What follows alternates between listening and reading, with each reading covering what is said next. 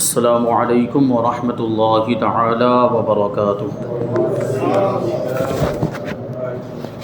نحمده ونصلي ونسلم على رسوله الكريم، اما بعد فاعوذ بالله من الشیطان الرجیم، بسم اللہ الرحمن الرحیم۔ ان اللہ وملائکته یصلون علی النبی یا ایھا الذین آمنوا صلوا علیہ وسلموا تسلیما۔ اللهم صل على سيدنا ومولانا محمد معدن الجود والكرم وآله الكرام وابنه الكريم وبارك وسلم صلاة وسلاما عليك يا رسول الله صلی اللہ تعالی علیہ وسلم۔ عزیزان ملت اسلامیہ، پیغمبری دعاؤں کا تذکرہ کیا جا رہا ہے۔ اس میں سے بہت ساری دعائیں اس سے پہلے والے درس میں شامل کی گئی تھی، یہاں اور کچھ دعائیں بیان کریں گے۔ سب سے پہلی جو دعا ہے وہ بے چینی کے وقت پڑھنے کی دعا، جب گھبراہٹ ہو رہی ہو، بے چینی ہو رہی ہو تو یہ دعا پڑھنی چاہیے۔ حضرت عبداللہ ابن عباس رضی اللہ تعالی عنہما فرماتے ہیں کہ حضور پاک صلی اللہ علیہ وسلم کو جب کوئی بے چینی اور پریشانی لاحق ہوا کرتی تھی تو اس وقت آپ اس دعا کا ورد فرماتے تھے۔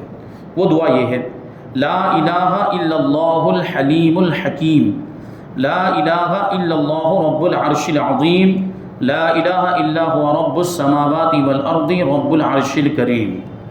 اس کا معنی اور مطلب یہ ہوتا ہے کہ اللہ کے سوا کوئی معبود نہیں جو حلم والا، حکمت والا ہے، اور اللہ کے سوا کوئی معبود نہیں جو عرش عظیم کا رب ہے، اللہ کے سوا کوئی معبود نہیں جو آسمان اور زمین کا رب ہے اور جو عرش کریم کا رب ہے۔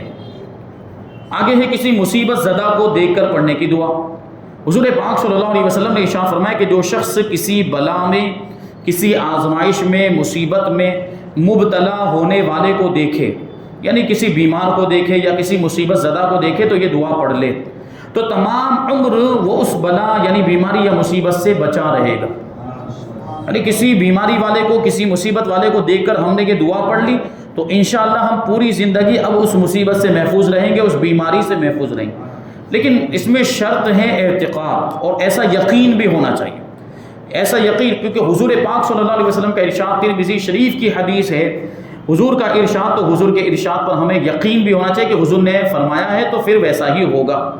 وہ دعا یہ ہے: الحمدللہ الذی عافانی مما ابتلاک بہ وفضلنی علی کثیر ممن خلق تفضیلا، کہ تمام تعریفیں اللہ کے لیے ہے جس نے مجھے عافیت دی، یعنی جس نے مجھے اس مصیبت سے بچایا جس میں تجھے مبتلا کیا، یعنی وہ مصیبت زدہ کو مخاطب کرتے ہوئے ہمیں کہنا ہے، اور مجھے بہت سی مخلوقات پر اس نے فضیلت عطا فرمائی، یعنی اللہ تبارک و تعالیٰ نے مجھے نعمتیں عطا فرمائی، مجھے محفوظ رکھا، بیماری سے، مصیبت سے بچایا، یہ بھی تو بہت بڑی نعمت اور یہ بہت بڑی فضیلت۔ جبکہ بہت سارے دوسرے لوگ ہوں گے جو مصیبتوں میں مبتلا ہیں، جو بیماریوں میں مبتلا ہیں، جو تکلیفوں میں مبتلا ہیں، ان پر اللہ تبارک و تعالیٰ نے مجھے فضیلت عطا فرمائی۔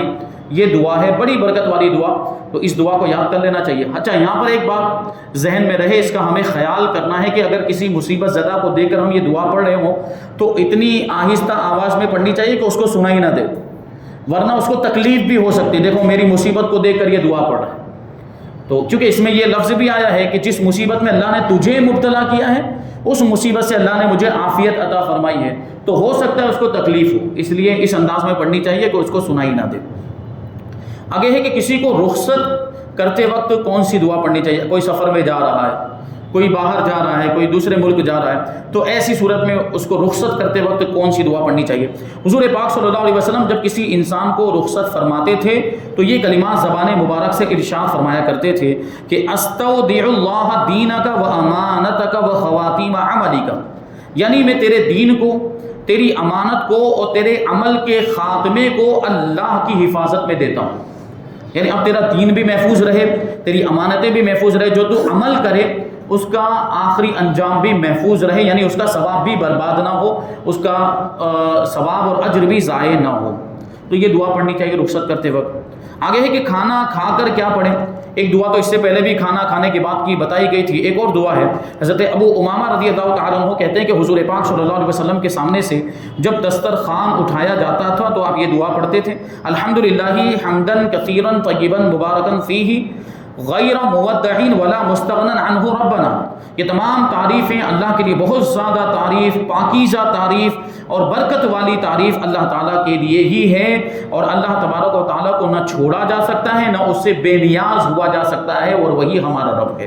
اللہ تعالیٰ کو چھوڑ کر کہاں جائیں گے؟ اللہ تعالیٰ ہی تو احکم الحاکمین ہے، وہی تو سارے کام بنانے والا ہے، وہی تو کارساز ہے، اور اس سے کوئی بھی بے نیاز نہیں ہو سکتا ہے، اور کوئی بھی یوں سمجھ لیں کہ اس سے ہر کوئی اس کا محتاج ہے، کوئی بھی اس سے دور نہیں جا سکتا۔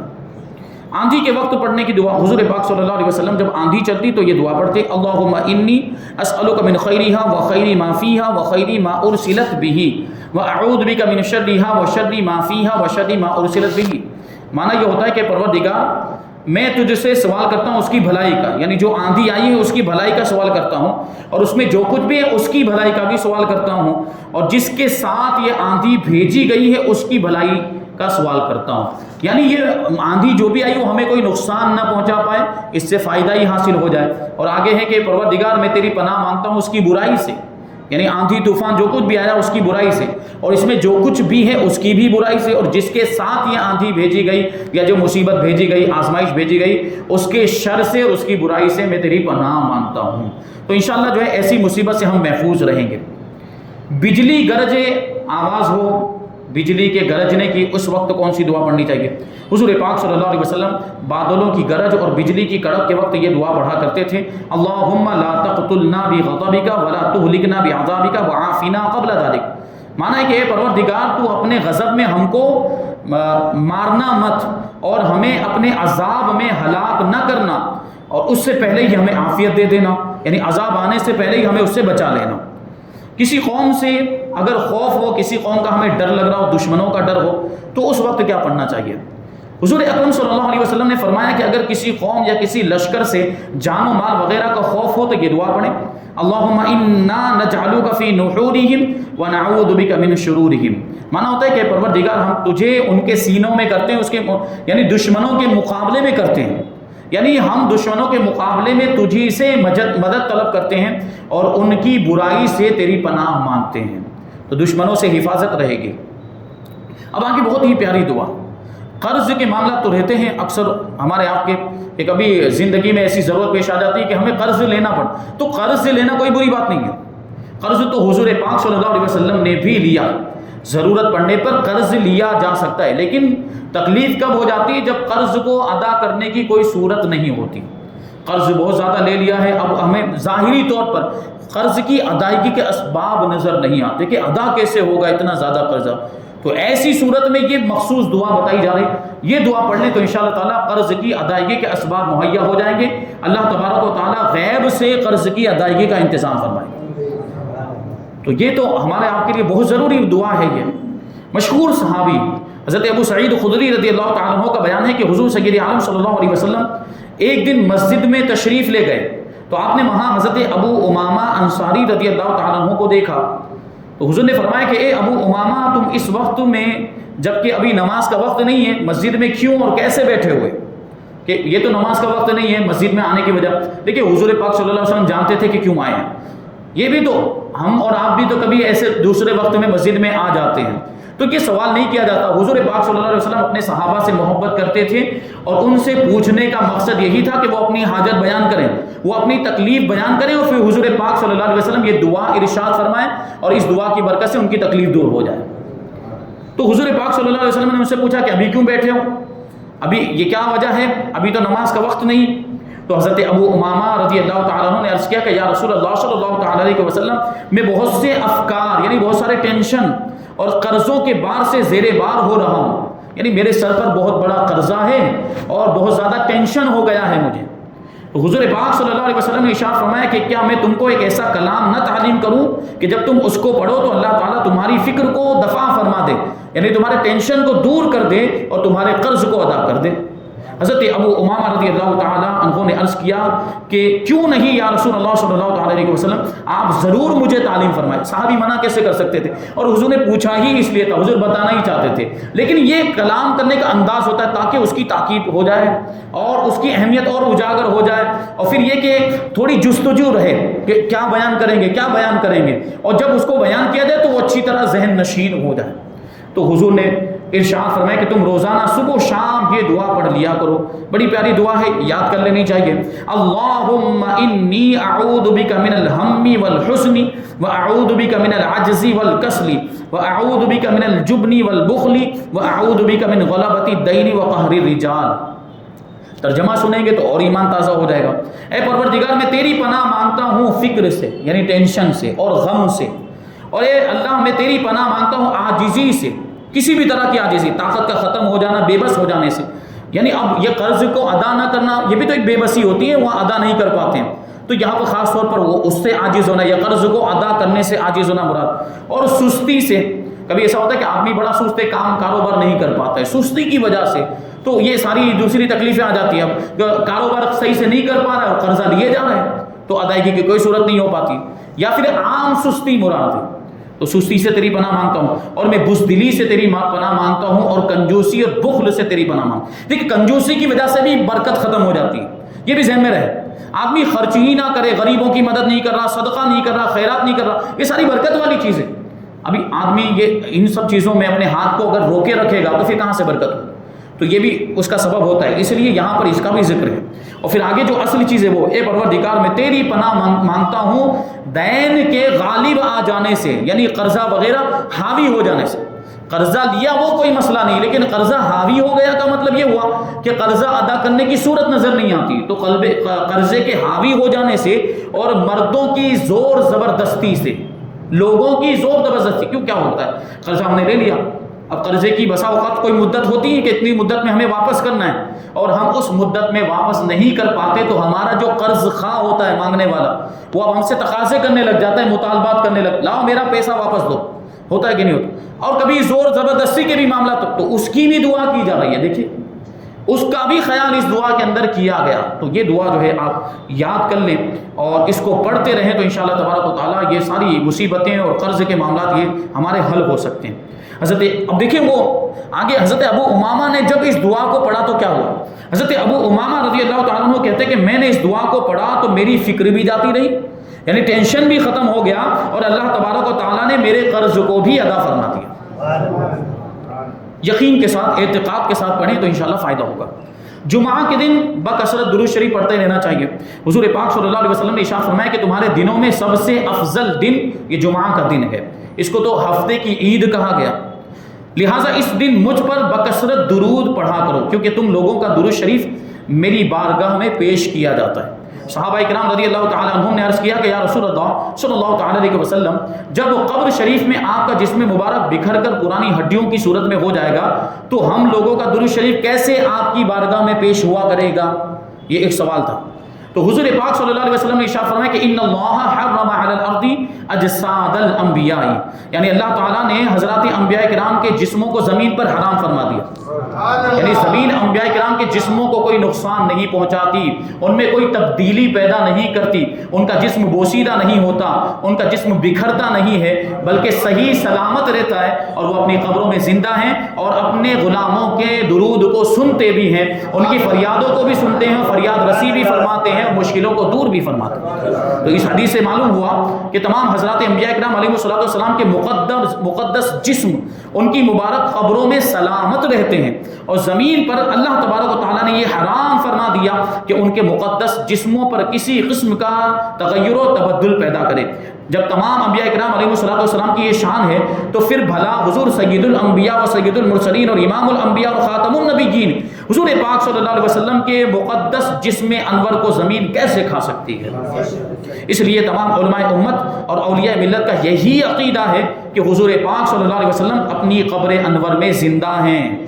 تو زندہ ہے واللہ, تو زندہ ہے واللہ, میرے چشم عالم سے چھپ جانے والے, اور خدا کے حکم سے بڑے بڑے تصرفات بھی فرماتے ہیں, لوگوں کی مدد بھی کرتے ہیں, اور جہاں چاہیں آ جا بھی سکتے ہیں. اللہ تعالیٰ نے ان کو یہ بھی طاقت عطا فرمائی. اسی لیے تو ہم کہتے ہیں ہمارا عقیدہ کہ ہماری محفلوں میں بھی حضور تشریف لاتے ہیں. ہمیں نظر نہیں آتے, لیکن بزرگوں نے تو دیدار کیا ہے.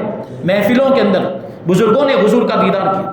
تو آتے جاتے ہیں، تصرفات کرتے ہیں، اور اپنی خدا داد پیغمبرانہ قوتوں اور معجزانہ طاقتوں سے اپنی امت کی مشکل کشائی اور ان کی فریاد رسی بھی فرماتے ہیں۔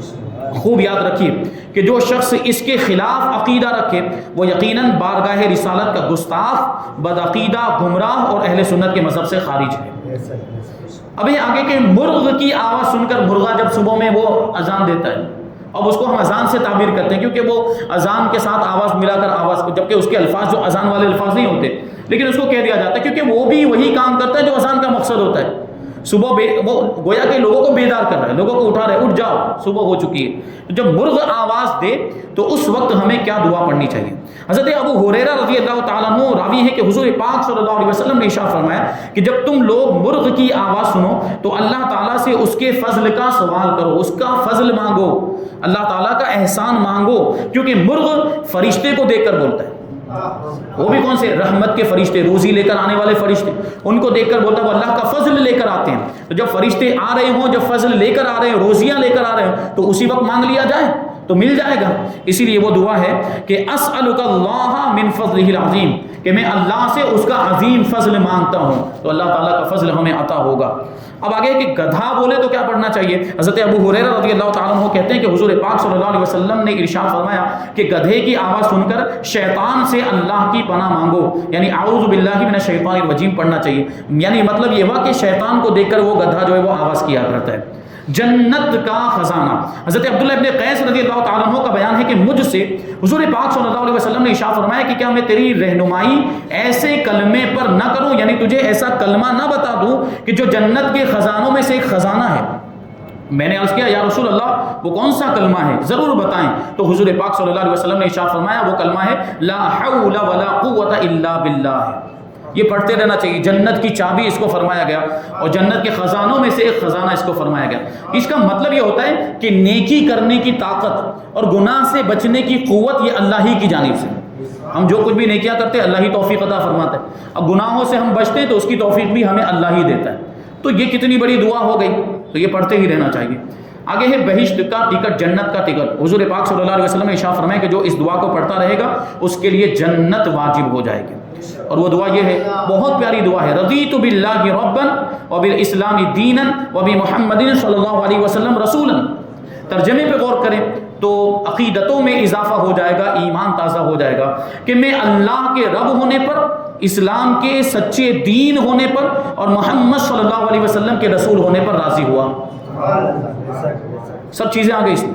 سید الاستغفار، استغفار کا مطلب ہوتا ہے مغفرت طلب کرنا، گناہوں کی بخشش مانگنا، اور اس میں بھی جو سب سے بہتر ہے اس کو سید الاستغفار کہا جاتا ہے، یعنی استغفار کا بھی سردار۔ وہ کون سی دعا؟ حضور پاک صلی اللہ علیہ وسلم نے ارشاد فرمایا کہ جو مسلمان یقین قلب کے ساتھ، یقین تو ہر جگہ ضروری ہے، اگر بغیر یقین کے آپ 1000 مرتبہ دعائیں پڑھتے رہیں، لاکھوں مرتبہ، یقین نہیں تو کوئی فائدہ نہیں۔ یقین ہونا بہت ضروری ہے۔ آپ کے پاس آپ یقین ہے اور اطمینان قلبی حاصل ہے، اور آپ کسی مزار مبارک پر، کسی اللہ کے ولی کے مزار پر پڑے ہوئے کورے کاغذ کو بھی اگر تعویذ بنا کر پہن لیں گے تو اس میں اللہ تعالیٰ تاثیر پیدا فرما دے گا۔ یقین ضروری، کیونکہ اب اس کاغذ کو بھی تو نسبت ہو گئی اللہ کے ولی کے دربار سے، تو یقین بہت ضروری۔ فرماتے ہیں حضور پاک کہ جو مسلمان یقین قلب کے ساتھ دن میں اس دعا کو پڑھے گا، اگر اس دن شام سے پہلے مرے گا تو جنتی ہوگا، اور اگر رات میں پڑھ لے گا اور صبح سے پہلے مرے گا تو جنتی ہوگا۔ اور اس دعا کا نام سید الاستغفار ہے۔ وہ دعا یہ ہے، اللہم انت ربی لا الہ الا انت خلقتنی وانا عبدک وانا علی عہدک ووعدک ما استطعت اعوذ بک من شر ما صنعت ابوء لک بنعمتک علی وابوء لک بذنبی فاغفر لی فانہ لا یغفر الذنوب الا انت۔ اے اللہ تو میرا رب ہے اور تیرے سوا کوئی معبود نہیں، تو نے ہی مجھے پیدا کیا اور میں تیرا بندہ ہوں، میں تیرے عہد اور تیرے وعدے پر ہوں جہاں تک میری طاقت ہے، جہاں تک میری استطاعت میں ہے۔ کیا مطلب کہ میں اپنی بندگی کے فرائض انجام کرتا ہوں، اپنی انجام دیتا رہتا ہوں، یعنی عبادت کرتا رہتا ہوں، نماز پڑھتا رہتا ہوں جہاں تک مجھ سے ہو سکتا ہے۔ تو یہ اپنی بندگی کا اعتراف ہے۔ آگے کہ پروردگار میں تیری پناہ مانگتا ہوں، میں نے جو کچھ بھی کیا اس کی برائی سے، اگر کچھ غلط کام مجھ سے ہو گیا تو میں اس کی برائی سے تیری پناہ مانگتا ہوں۔ ابوء لک بنعمتک، کہ تیری نعمت کے ساتھ میں تیری بارگاہ میں رجوع کرتا ہوں، وہ ابو لک بذنبک، اور میں اپنے گناہوں کو تیری بارگاہ میں پیش کرتا ہوں، انہیں معاف فرما دے، فاغفر لی، میرے گناہوں کو معاف فرما دے، کیونکہ گناہوں کو تیرے سوا کوئی معاف کرتا ہی نہیں، تو ہی گناہوں کو معاف کرنے والا ہے۔ اب ہم بستری کے وقت، جماع کے وقت پڑھنے کی دعا، حضور پاک صلی اللہ علیہ وسلم کا ارشاد گرامی ہے کہ اگر کوئی مسلمان اپنی بیوی سے صحبت کرنے سے پہلے یہ دعا پڑھ لے تو اس صحبت سے جو اولاد پیدا ہوگی اس کو کبھی بھی ہرگز بھی شیطان کوئی نقصان پہنچا نہیں سکے گا۔ یہ دعا یہ، بسم اللہ الرحمن الرحیم، اللہم جنبنا الشیطان و جنب الشیطان ما رزقتنا، مطلب ہے کہ پروردگار ہمیں شیطان سے بچا لے، اور تو جو کچھ بھی ہمیں عطا فرمائے اس سے شیطان کو دور فرما، یعنی جو اولاد ہمیں عطا فرمائے شیطان کو اس سے دور فرما دے، یعنی اس کو شیطان سے محفوظ فرما۔ تو یہ دعا پڑھنی چاہیے۔ بہرحال یہاں پر یہ ذہن میں رہے کہ یہ دعا پڑھیں یا بسم اللہ پڑھیں، جو بھی اس وقت پڑھ رہے ہوں تو وہ سطر کھولنے سے پہلے پڑھنا ہے، سطر کھولنے کے بعد نہیں، یعنی جسم سے کپڑا ہٹانے کے بعد نہیں پڑھنا ہے، جسم سے کپڑا ہٹانے سے پہلے یہ دعا وغیرہ جو کچھ بھی ہے وہ پڑھنا ہے۔ شفائے امراض، روایت ہے کہ حضرت عبدالعزیز بن صہیب اور ثابت بنانی رضی اللہ تعالیٰ عنہما، یہ دونوں حضرات حضرت انس جو صحابی رسول ہیں ان کی بارگاہ میں حاضر ہوئے، اور حضرت انس رضی اللہ تعالیٰ عنہ کی بارگاہ میں حضرت ثابت ابن بنانی نے عرض کیا کہ اے ابو حمزہ، یہ حضرت انس کی کنیت ہے، انہوں نے یہ کہا کہ میں بیمار ہو گیا ہوں، تو حضرت انس رضی اللہ تعالیٰ عنہ نے فرمایا کہ کیا میں اس دعا سے تمہارے مرض کا علاج نہ کروں جس دعا سے حضور پاک صلی اللہ علیہ وسلم مریضوں پر شفا کے لیے دم فرمایا کرتے تھے؟ تو حضرت ثابت بنانی رضی اللہ تعالیٰ عنہ نے کہا کہ کیوں نہیں۔ اس کے بعد حضرت انس رضی اللہ تعالیٰ عنہ نے یہ دعا پڑھی، اللہم رب الناس مذہب البأس اشفی انت الشافی لا شافی الا انت شفاء لا یغادر سقما، اے پروردگار جو لوگوں کا رب ہے اور جو تکلیفوں کو دور کر دینے والا ہے، تو شفا عطا فرما کہ تیرے علاوہ کوئی شفا دینے والی ذات ہے ہی نہیں، اور ایسی شفا عطا فرما کہ جو شفا اپنے پیچھے بیماری کو نہ چھوڑے، یعنی بیماری کو پورے طور پر ختم کر دے۔ تو یہ دعائیں ہیں، اور اس کے بعد وہ دعا جو اس سے پہلے ذکر کی گئی تھی، حضرت ام المؤمنین ام سلمہ رضی اللہ تعالیٰ عنہ کا واقعہ اس سے پہلے آیا تھا، ان کو حضور پاک صلی اللہ علیہ وسلم نے یہ دعا تعلیم فرمائی، انہوں نے یہ دعا حضور سے سنی تھی اور یہ دعا انہوں نے پڑھی، انا للہ و انا الیہ راجعون اللہم اجرنی فی مصیبتی واخلف لی خیرا منہا، کہ ہم اللہ ہی کے لیے اور ہمیں اللہ کی طرف پلٹ کر جانا ہے، اے پروردگار میری اس مصیبت کا مجھے اجر عطا فرما اور اس سے بہتر اس کا بدلہ اور صلہ عطا فرما۔ تو حضرت طلحہ کا انتقال ہو چکا تھا، حضرت طلحہ کے انتقال کے بعد انہوں نے اس دعا کو پڑھا تو اللہ تبارک و تعالیٰ نے حضرت طلحہ کے بدلے میں ان کو حضور پاک صلی اللہ، حضرت ابو سلمہ نام تھا ان کے شوہر کا، حضرت ابو سلمہ کے انتقال کے بعد حضرت ام سلمہ رضی اللہ تعالیٰ عنہ حضور پاک صلی اللہ علیہ وسلم کے نکاح میں آئی، اور دیکھیں کتنا بہترین بدلہ ان کو ملا۔ پہلے وہ سوچتی تھی کہ ابو سلمہ سے بہتر کون مجھے ملے گا، لیکن ایسا شوہر مل گیا جو پوری کائنات میں سب سے بہتر ہے۔ تو یہ دعا بھی بہت پیاری ہے۔ اب یہاں پہ انشاءاللہ تبارک و تعالیٰ متعلقین رسالت، یعنی حضور پاک صلی اللہ علیہ وسلم کی ذات سے تعلق رکھنے والی ہستیاں، شخصیتیں اور مبارک یوں سمجھے کہ انسان، وہ کون ہیں؟ حضور پاک صلی اللہ علیہ وسلم کی ازواج مطہرات، حضور کی اولاد، اور اسی طریقے سے اور بھی دیگر حضرات کا تذکرہ ہوگا۔ اللہ تبارک و تعالیٰ کی بارگاہ میں دعا ہے کہ جو کچھ بھی بیان ہوا اس پر ہم سب کو عمل کرنے کی توفیق عطا فرمائے۔ یہ پیاری پیاری دعائیں ہمیں یاد کر کے ان دعاؤں کو ان کے موقع پر پڑھنے کی توفیق عطا فرمائے، اور کثرت کے ساتھ حضور پاک صلی اللہ علیہ وسلم پر درود پاک پڑھنے کی بھی توفیق عطا فرمائے، حضور کی سیرت پر، حضور کی سنتوں پر ہم سب کو عمل کرنے کی توفیق عطا فرمائے۔ وما علینا الا البلاغ۔